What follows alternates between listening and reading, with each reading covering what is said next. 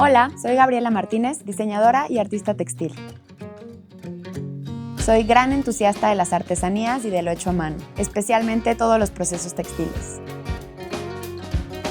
Mi trabajo se ha expuesto en distintas galerías, museos y ferias de artesanía alrededor del mundo.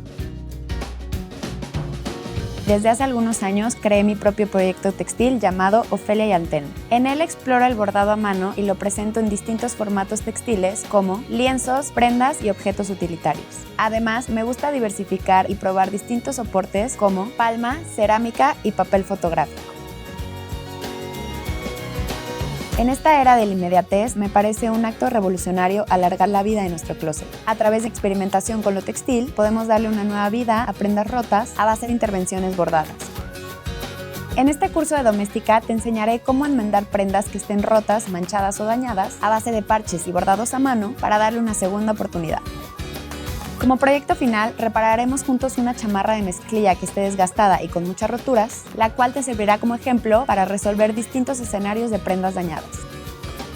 Primero, conocerás los materiales básicos de bordado y las alternativas de reuso que puedes encontrar a la mano. Luego, seleccionarás una prenda de tu closet y veremos los preparativos necesarios para comenzar a enmendarla. También bocetaremos algunas texturas orgánicas y te explicaré acerca del lenguaje visual que aplico en mi trabajo.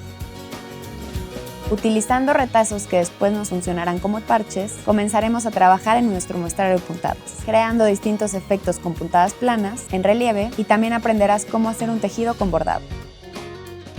Después, incorporaremos todas las puntadas a la prenda dañada y haremos composiciones interesantes a través de parches y enmendados visibles. Te enseñaré paso a paso cómo incorporar todo lo aprendido en distintos escenarios de roturas y daños.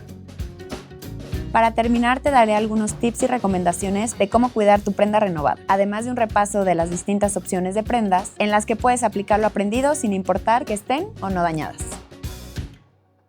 Al terminar este curso, sabrás reparar y darle una nueva vida a una prenda que está dañada o rota. Para tomar este curso, solo necesitarás prendas que quieras enmendar, retazos de tela, agujas, hilo para bordar, tijeras y alfileres.